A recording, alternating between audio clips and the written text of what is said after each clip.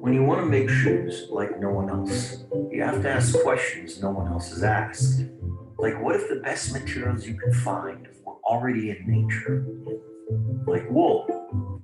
Last night, the leaders discussed enlargement. The overwhelming majority wanted to open accession talks with North Macedonia and Albania. However, such a decision requires unanimity, and there was no unanimity yesterday. That is why the EU will revert to this issue before the Zagreb summit in May 2020.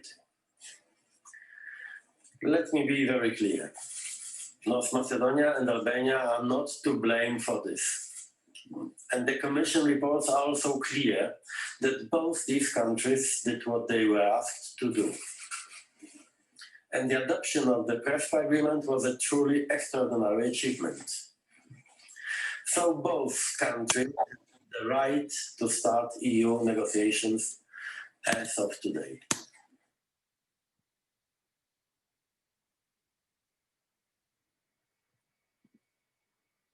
Last night,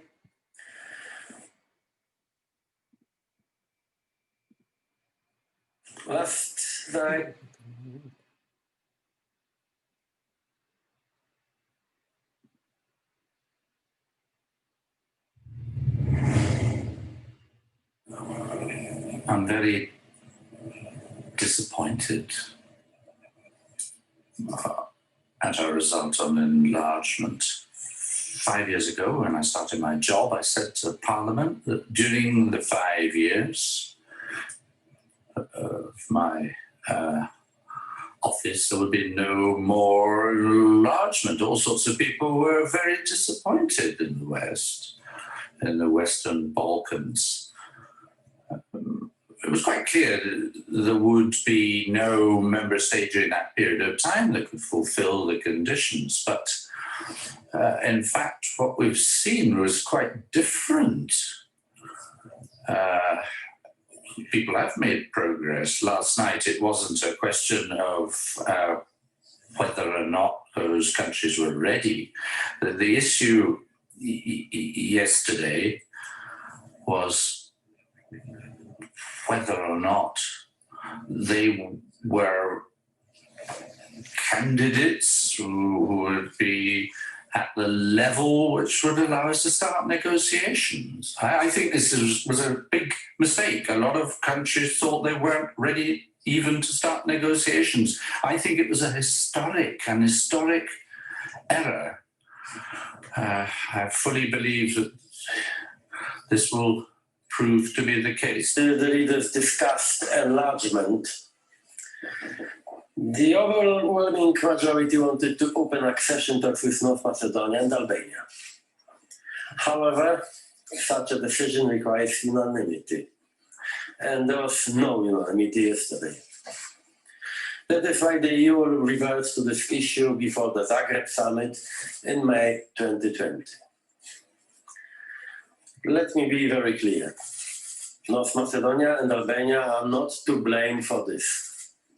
And the Commission reports are also clear that both these countries did what they were asked to do. And the adoption of the Prespa Agreement was a truly extraordinary achievement.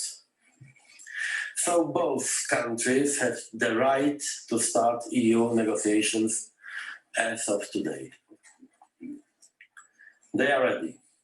Unfortunately, a few member states are not ready yet. This is why we didn't manage to reach a positive decision. Personally, I think it was a mistake.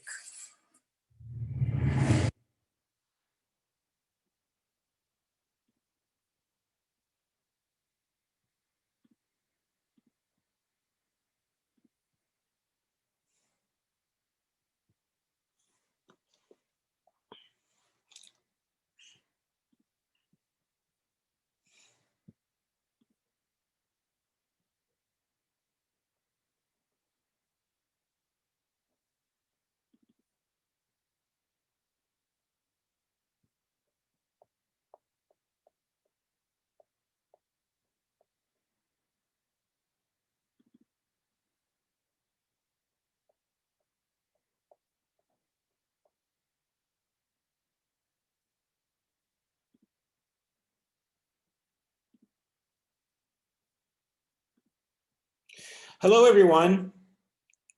And for our 1 hour class on Monday, and we are now going to cover enlargement. And I'm a little time challenged, of course, because I told you I was attending that virtual conference all through, well, I was in front of my computer all through the night, but I wasn't necessarily awake. So that's all finished. And so we're now talking about enlargement. And enlargement is maybe the most revolutionary impact of the European Union on countries in Europe is the process of joining the European Union. When the European Union enlarges, that is a process that transforms a country that is applying to join and successfully joins the European Union, And I started off 10 minutes before the start of the class highlighting how the Bulgarians were so enthusiastically hopeful about joining the European Union. As you know, Bulgaria and Romania joined the European Union in 2007, 3 years after the other 10 countries, including Cyprus and Malta, along with the former communist countries, joined the European Union in 2004. And Romania and Bulgaria joined later because of they had bigger challenges to joining the European Union in the view of the European Commission and the European Union in general, that there were bigger problems, more progress that needed to be made in Romania and Bulgaria, that they had made less progress than the other former communist countries because they were slower in carrying out reforms. So they joined in 2007. But before I go on, here is the smart attendance. And your number is 831. 831 is your lucky number for smart attendance for this week. And so Bulgaria and Romania joined the European Union 3 years later. And as you saw from that video, that there was just so much optimism and hope in Bulgaria that the tremendous transformations that the European Union was undertaking were now going to be the tremendous changes that the Bulgarians are undertaking was going to produce tremendous results in the form of joining the European Union. And of course, that was 2007. And now here we are in 2020. And the Bulgarians, like much of Eastern Europe, are much more disappointed, disillusioned by what joining the European Union has meant to them.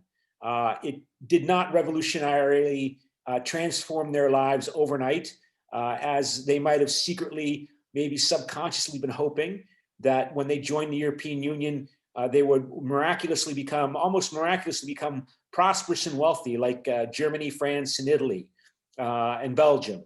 And of course, that didn't happen.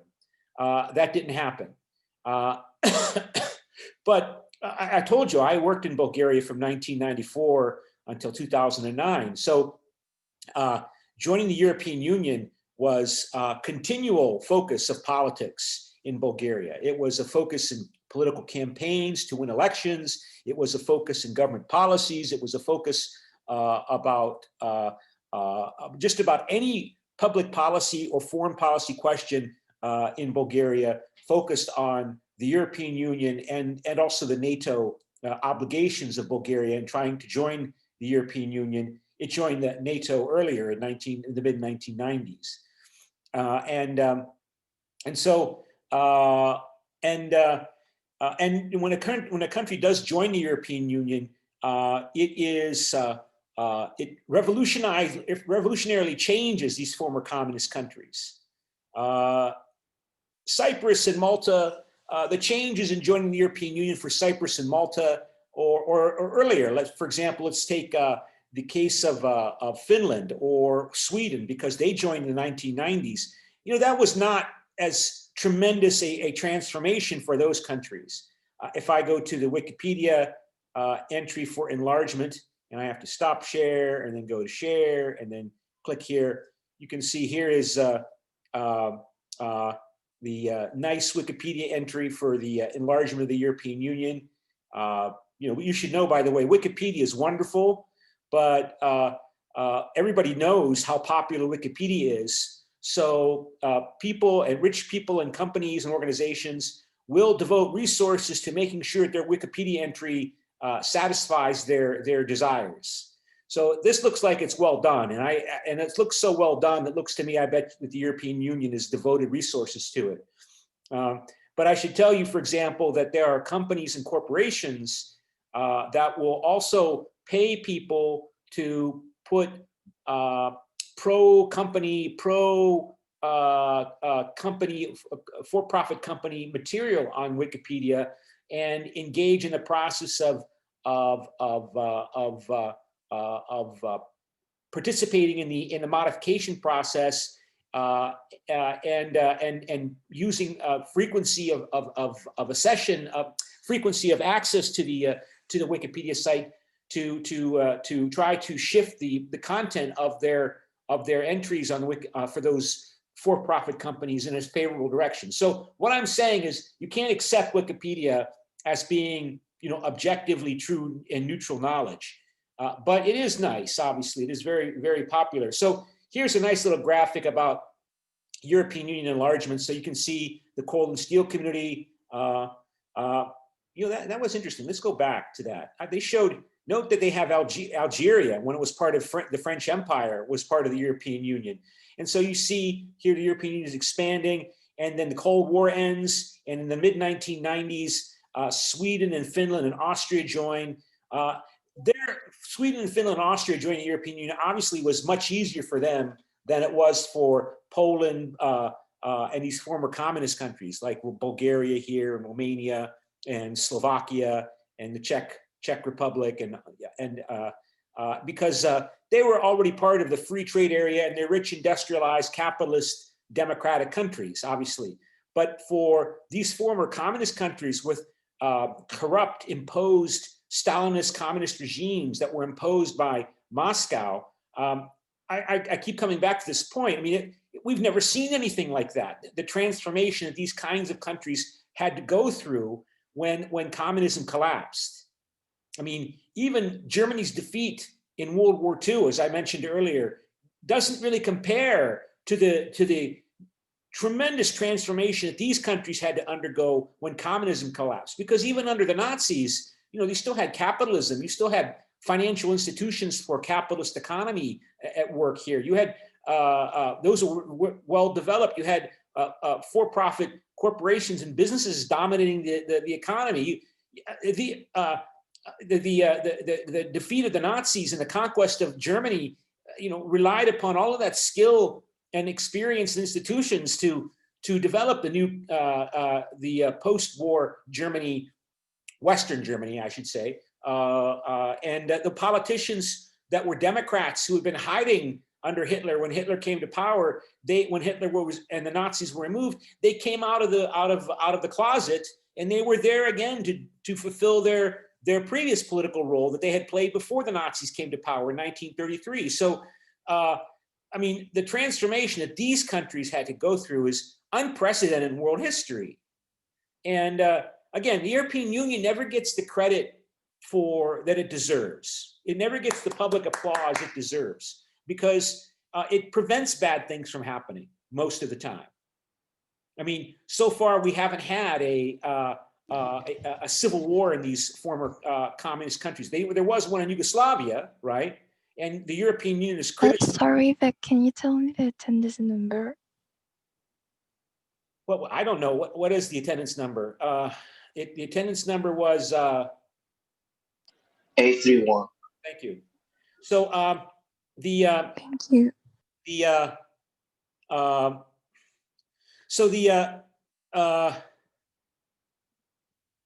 let me go. Where was I?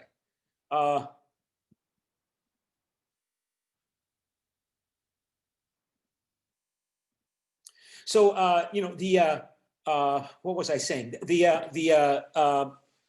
transformation of these countries was revolutionary. And so, you know, I said the European Union typically doesn't get credit for the disasters it prevents, right?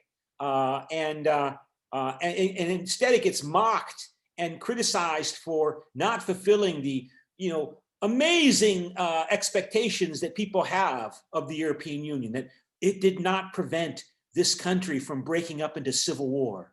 It did not prevent the Serbs and the Croats and the Bosniaks from going to war with each other and killing each other by the thousands. Oh, European Union, you're a failure. No, I mean, of course they tried to stop this country from breaking up violently, and of course they didn't succeed, and they had problems. They've had problems. Partly the Americans obstructed the Europeans. I'm not saying without the American resistance or the American recalcitrance that the European Union and the United Nations would have been successful. But there's been a lot of evidence, and I don't know if I could find it here. I don't have the book here. If you want to read one great chapter on the breakup of Yugoslavia, then I would recommend that you go to, let me see if I can find it. This is the book, and I shouldn't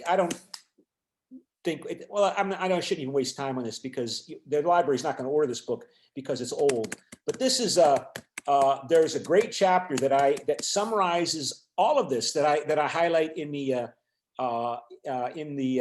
this discussion about the breakup of Yugoslavia. There's a chapter in this book which you can't open that focuses on the breakup of Yugoslavia, and the chapter in this book highlights how the Clinton administration, Bill Clinton, when he was running for president, was trying to show that he was a great national security advocate, that he was not a soft guy, he was not a dove, where of course George H.W. Bush was the president of the United States from 1988 to 1992 when Yugoslavia was breaking up. And also, you know, when Iraq invaded Kuwait and when the communist regimes collapsed in Eastern Europe earlier. And so Bill Clinton was trying to show the American voters that he was a great advocate for America, for national security, and he was not a dove. A dove is a bird, a kind of bird. It's a metaphor for somebody who focuses over too much on peace, that he's a stern person. And of course, he was criticized because unlike George H.W. Bush, who was very young but fought in World War II, Bill Clinton didn't even fight in the Vietnam War. He found a way to avoid going to the Vietnam War. He stayed in college. He was a Rhodes Scholar, and he stayed in college, so he didn't have to, he wasn't eligible to serve in the military draft to fight in the Vietnam War. So he was under a lot of criticism. And so he attacked George H.W. Bush for being too willing to accommodate the Serbs.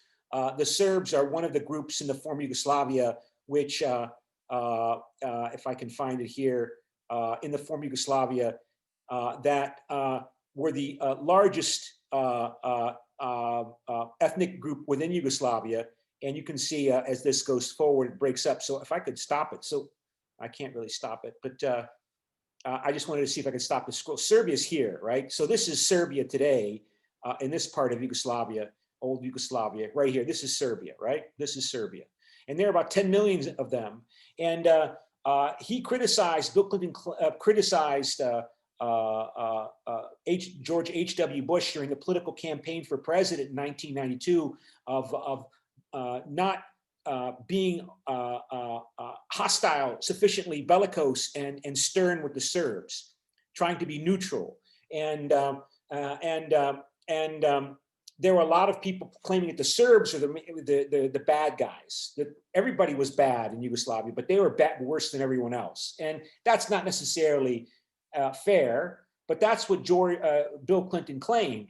And this undermined the ability of the European Union and the United Nations to intervene in what was called the Vance-Owen Plan. If I can find the Vance-Owen Plan, I'm sure everything's got a Wikipedia entry, Vance-Owen Plan. So the Vance-Owen Plan this was the plan for trying to prevent the breakup of Bosnia, which was part of Yugoslavia, and the representative for the United Nations was Cyrus Vance, and the representative for the European Community was David Owen, Lord Owen. You might have seen him. He spoke in that Margaret Thatcher video I showed you last week briefly. Robert Owen, and let me see. I think it's Robert. Well, Lord Owen, and then Bill Clinton won the election, and then and defeated George H.W. Bush, and the United States took a side against Bosnia. Took a side in the war against Serbia, and criticized the Europeans for attempting to be too neutral, for being neutral in the breakup of Yugoslavia, and consequently, when the Bosnian Muslims and this is Yugoslavia. Well, this is the interwar Yugoslavia.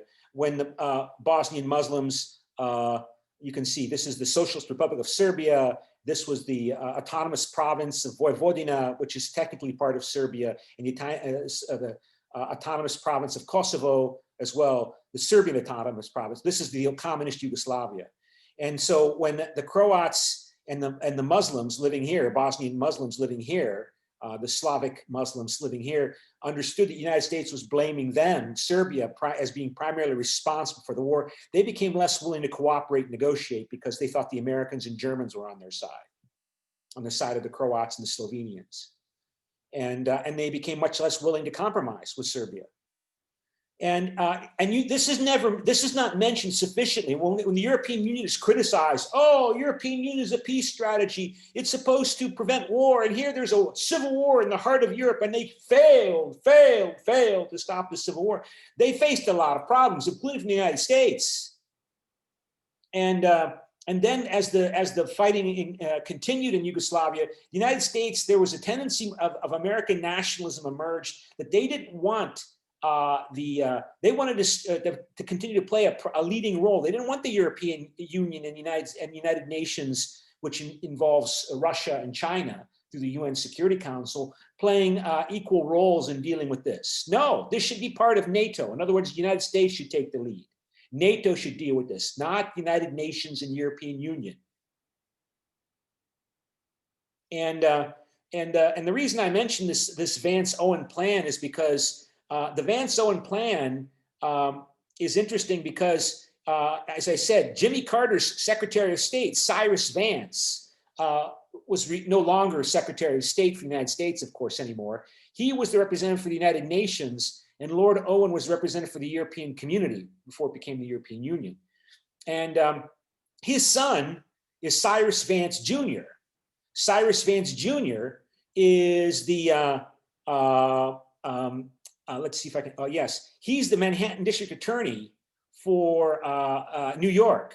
And he is one leading much of the investigation into Donald Trump and Donald Trump's business and financial dealings before he became president. And he's the District Attorney of New York. And I think,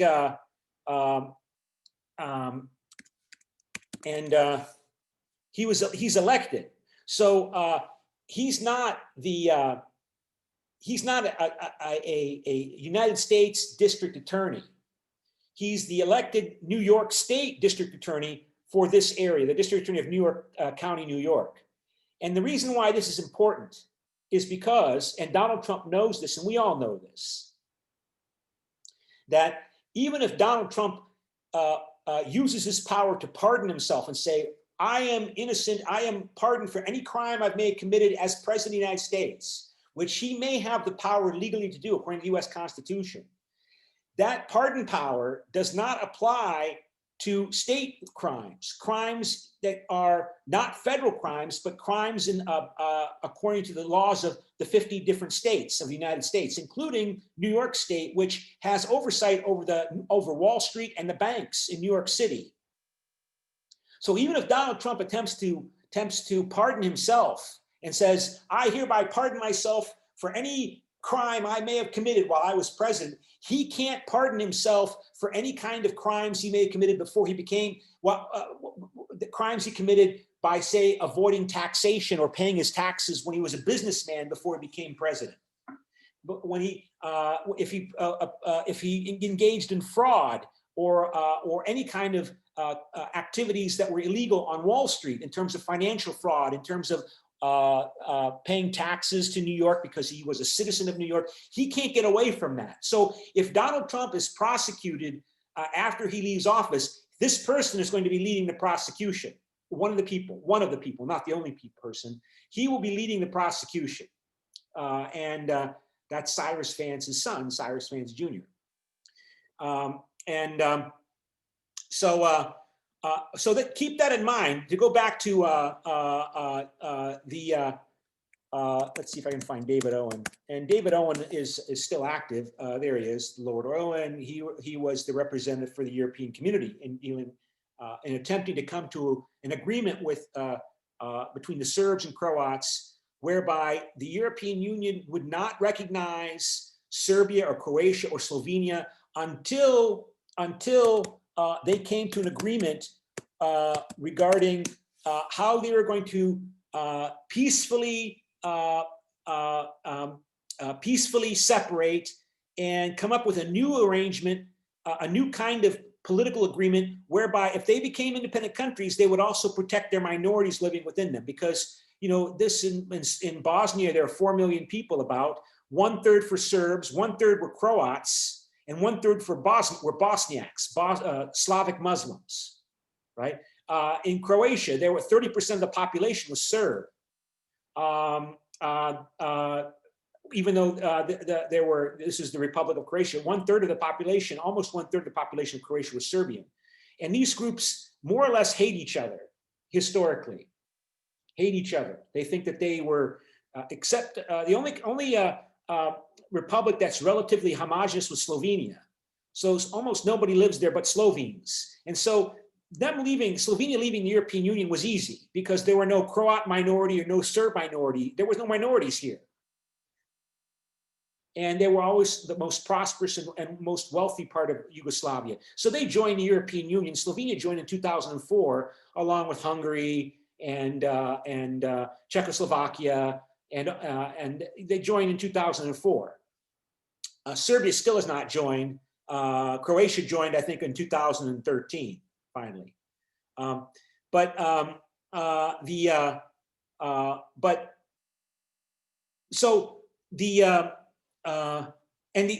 plan of Vance and Owen was that they're going to divide up. They're going to come up with a new constitutional arrangement for Bosnia and Herzegovina to protect the rights of the different groups, the Serbs, Croats, and Bosnian Muslims, who are all mixed together in this province. They're all intermixed in villages and towns, and they hate each other. And now they're afraid because the government, the state is disintegrating, and they are afraid they're going to attack each other. And so let's see if I can go back to the Vance-Owen plan. So go back to the Vance-Owen plan. And so they had all these plans to divide up this way, you know, they would make this a Bosniak province where the Muslims be dominant, and this would be a Serb provinces where the Serbs would be majority, and this would be a Croat provinces with I mean, it's just really complicated. But the agreement to get them to agree to this kind of arrangement, what included the incentive to the Serbs, to the Croats, to the Bosniaks, that nobody would be recognized as an independent state.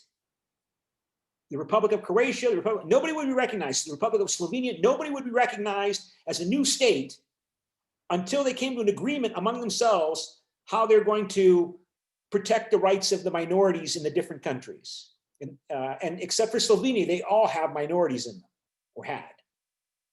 And they don't, like I said, and they hate each other.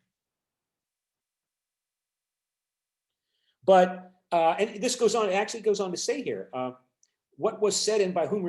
Warren Zimmerman was the US ambassador to Yugoslavia, denied that he told Izetbegovic, the leader of the Bosnian Muslims, that if we drew this signature, the United States would grant recognition of Bosnia as an independent state.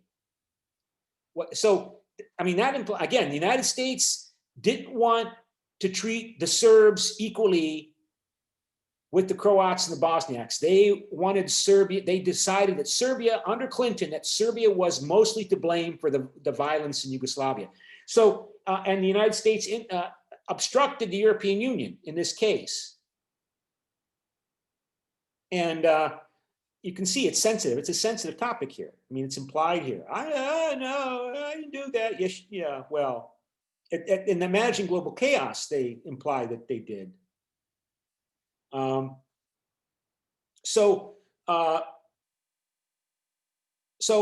As I said, the European Union never gets enough credit for its successes. It only gets criticized for its failures. And of course, those failures include failures that the United States helped bring about, as arguably in this case. So let's see if I can find, go back to EU enlargement.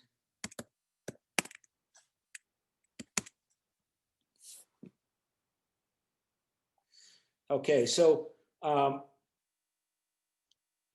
as I said, you don't hear about the other situations where there hasn't been violence, like between, I remember reading in the newspaper, this is Romania. There's a heavy concentration of Hungarians here.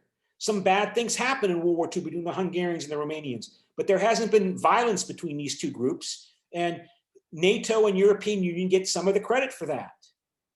Or up here, there are Russian minorities live in these countries.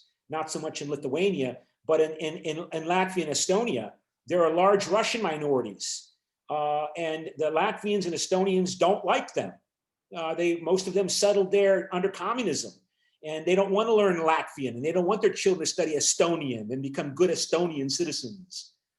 But you don't hear much about threats of violence here, and the European Union gets credit for that, but it's a non-event.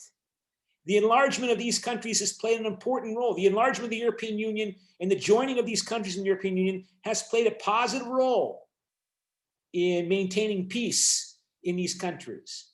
It's not necessarily always the case. I mean, it's complicated, and of course, in the case of Ukraine, in 2014, Russia claims that Ukraine basically belongs to Russia's sphere of influence, this country. And in 2014, as this country began to move more closely to joining or cooperating closely and integrating with the European Union, the Russians invaded and covertly and took control of Crimea, this peninsula here, Crimea, and instigated the Russian minority in this area and armed it to uprise against the Kiev central government here. When this country began to move towards integrating with the European Union. So the prospect of enlargement arguably encouraged conflict and fighting in Ukraine. Of course, the European Union denies that.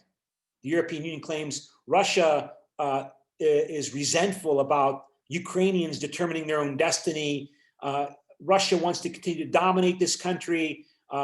This Russian government under Vladimir Putin that is authoritarian, that is incredibly corrupt, that is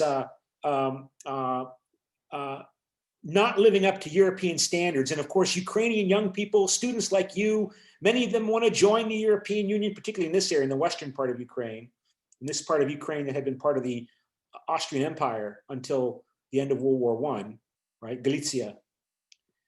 That's where the heartland of Ukrainian nationalism is in Western Ukraine. Although, you can find Ukrainian nationalists everywhere, but it's mostly concentrated here in Lviv, up around here.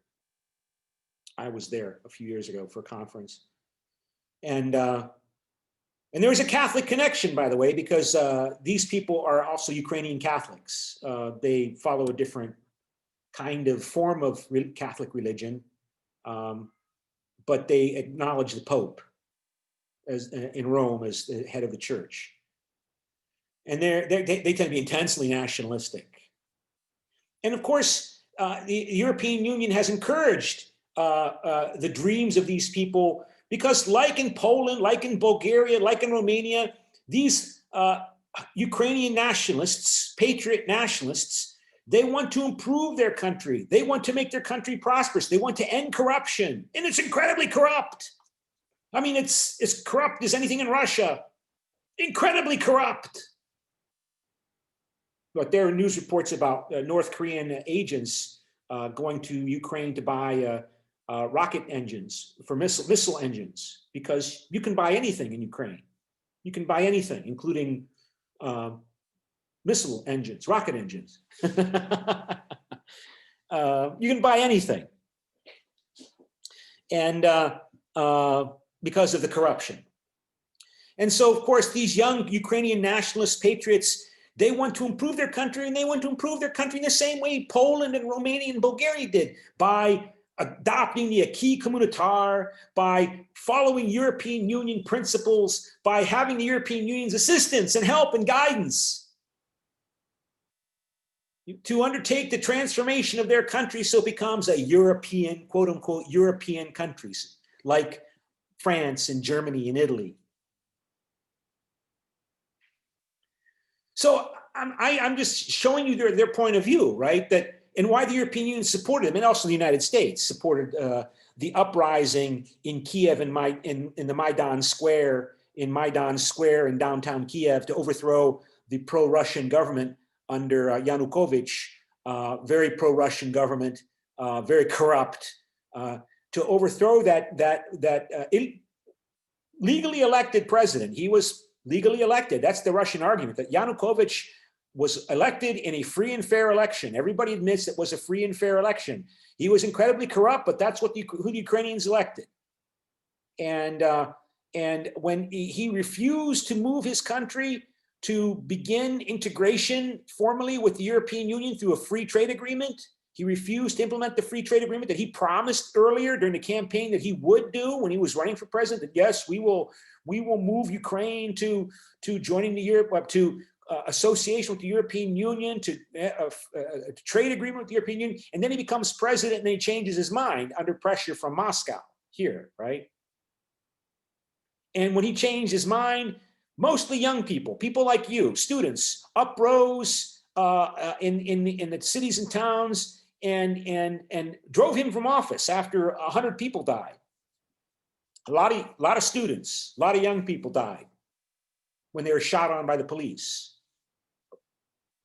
And with that dream of, making their Ukrainian motherland a prosperous, clean democracy, developed democracy. How? By following the European Union blueprint.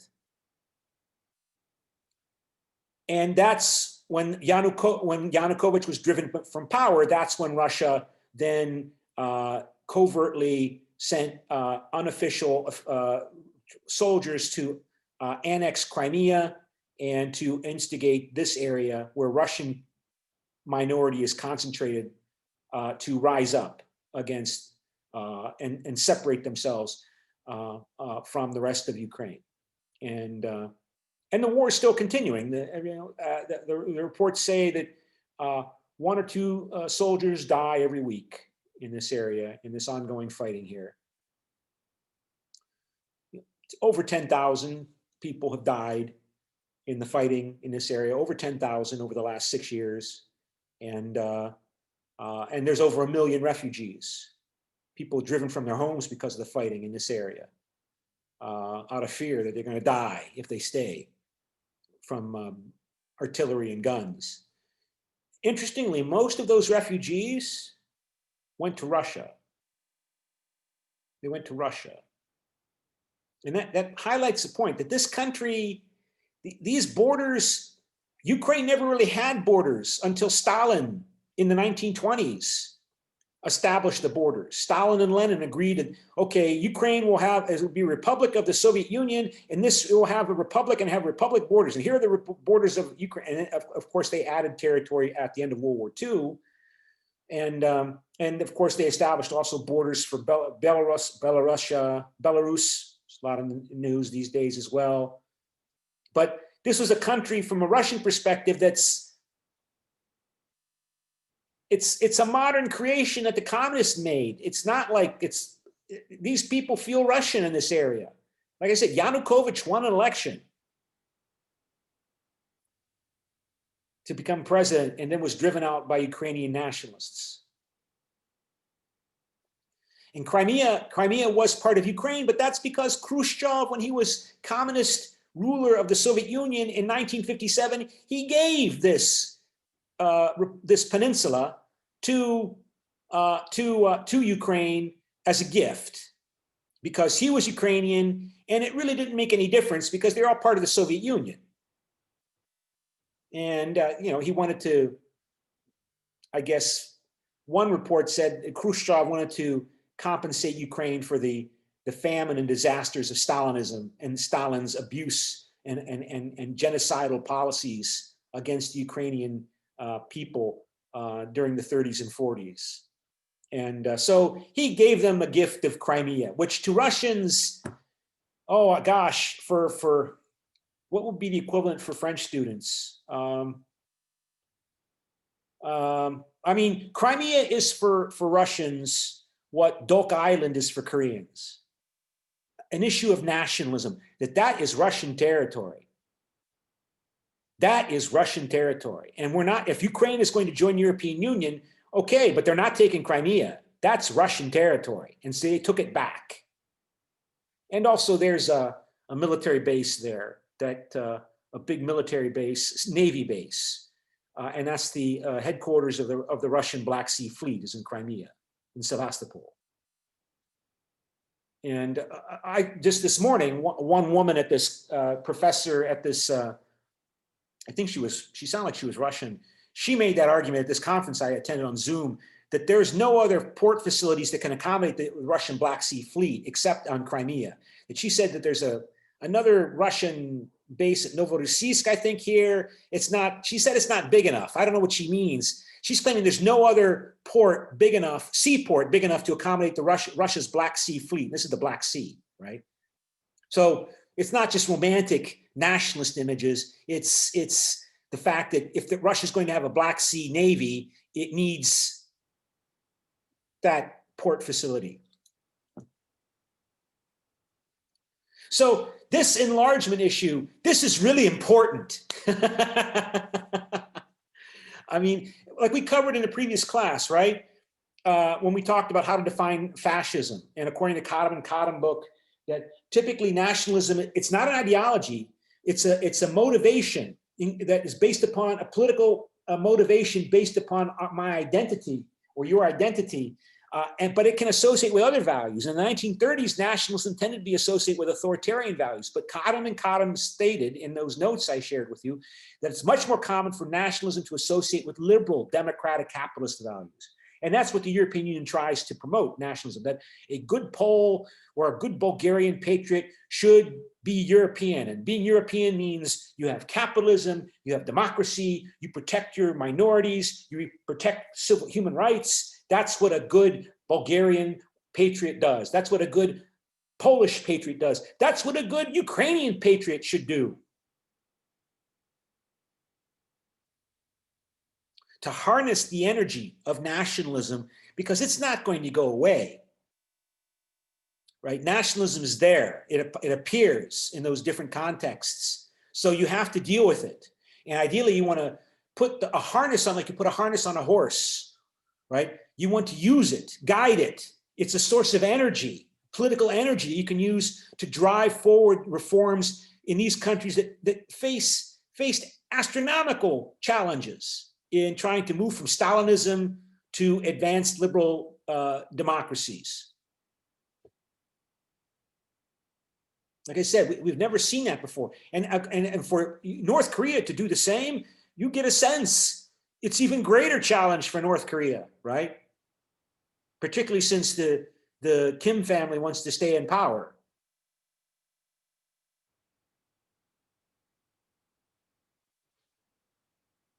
So let's go back to talking about enlargement. So yeah, they have a nice little entry here. So I think it says here potential candidate. I thought Bosnia was a candidate. Check current status. Let's see what this says. Sometimes these links are out of date on Wikipedia. And oh, European Union neighborhood policy and enlargement negotiations. Yay! Yes, I accept cookies. And so what does it say? Potential, it's still a potential candidate. Kosovo broke away from Serbia. So what is the North Macedonia's negotiation status? So you saw a year ago, Emmanuel Macron vetoed the Macedonia, well, didn't refuse to start officially the accession negotiations of North Macedonia to the European Union. So you can see this is right about the time the pandemic is exploding. And so everything has been stopped. And so this is a Council of the European Union conclusion. So this is enlargement and stabilization association process for the Republic of North Macedonia and the Republic of Albania. And so what does it state here? And so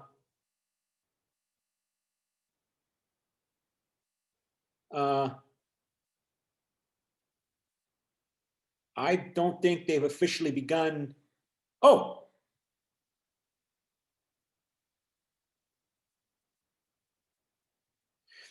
they did. In March, decides to open a session negotiation with the Republic of North Macedonia. Yay! This, of course, is when the pandemic was beginning. So they have formally begun accession negotiations for the Republic of North Macedonia to join the European Union. That doesn't mean it's going to join soon, however. Let's see if I can find it here.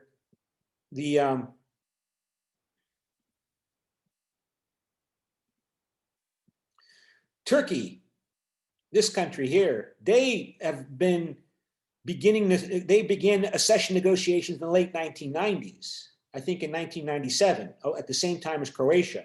And Croatia joined in 2013. They're in the midst of accession negotiations. I think they've been formally suspended, but they haven't joined. Why? Because Turkey is much bigger. There's almost 90 million people live here. Some quarter of them are Kurds. We don't really know. Many millions and millions of people are Kurdish people who tend to be concentrated here. They have been fighting violent resistance against the Istanbul government, the Ankara government in the capital in Ankara here. They're on the border with Serbia, Iraq, and Syria, where there's other Kurds here. So lots of problems, lots of issues. And the Turkish army occupies the northern part of this island, Cyprus here. But I don't think there's any doubt that these countries will join the European Union probably next, well, with the pandemic, I think certainly within the next 10 years.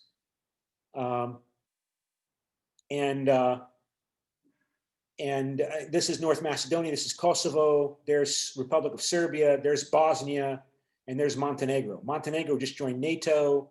Typically that's and there's Albania. Montenegro just joined, they just joined NATO. It typically is expectation that these former communist countries have to join NATO first before they can join the European Union. So Montenegro will probably be the next country of from the former Yugoslavia to join. There's only 700,000 people live there, and it's got a sea border. It's beautiful, has lots of tourism potential. It's small. They already use the euro as their currency as their own choice, and it, like I told you, it joined NATO this year or last year. And Montenegro is French. It means Black Mountain. the in Serbian, it's Crna Gora, which means Black Mountain. For some reason, in English, we use the French Latin term for it, Montenegro, Black Mountain.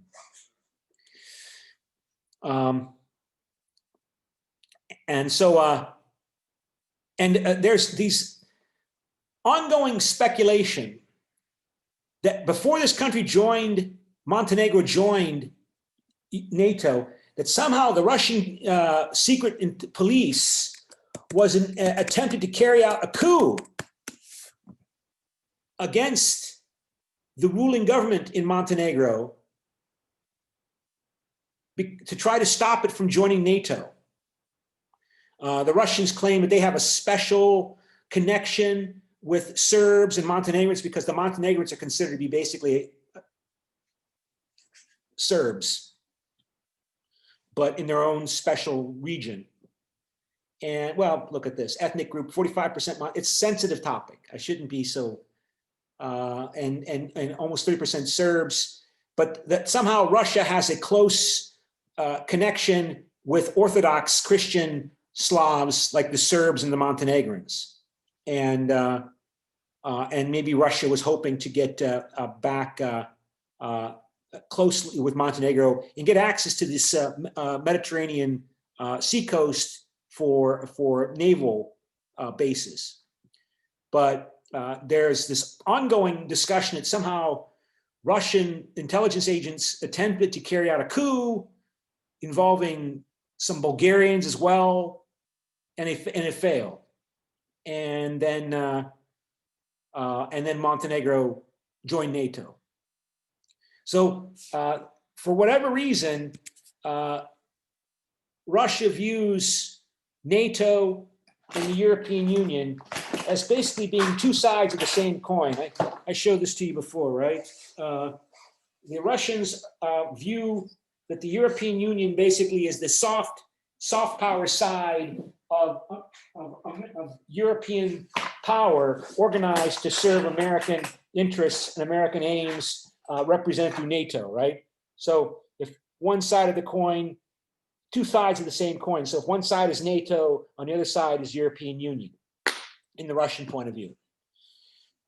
And there's probably some validity to that. So, and another reason why the European Union is interested in expanding and enlarging NATO since Macron a year ago said no, was because the Chinese are now actively involved in this area. The Chinese have, they purchased the rights to operate the airport in the capital Tirana here in Albania. A Chinese company owns the rights to run and build in the Tirana airport. Because China knows Albania will join the European Union sooner or later. So China wants big investments there. China is also investing money in Serbia, lots of money, as part of its Belt and Road Initiative, right? The Belt and Road Initiative. China's investing in Hungary, but also in these countries here that are weak and poor and are tired of being poor. And China's got money to spend, like it's spent money in Greece, right? The Chinese have taken over operational control over Thessaloniki commercial port here in this area. And Greece has got big economic problems. So this is another reason why the European Union has now reignited its interest in speeding up the accession of these former Yugoslav countries. Again, Albania was never part of Yugoslavia, but to bring them into the European Union in order partly to insulate them from Russian and Chinese influence. So again, this is the context about this reading that you're covering in European Union enlargement. It's really emotionally powerful issue for the nationalists of these countries who want their countries to become prosperous and stable democracies, just like Germany and France and Belgium, right? Why can't multi-ethnic Macedonia become peaceful and prosperous like multi-ethnic Belgium? Belgium will be the model for Macedonia. Belgium will be the model in the future for Bosnia, maybe. But we should join the European Union in order to strive towards that peaceful, prosperous future for our children. And, we all love our children, right? So that's the context to keep in mind as you're reading about the enlargement. This is really intense conflictual issue from the Russian, particularly the Russian point of view. So any questions? Okay, if not, I'm going to stop and save the show. Bye.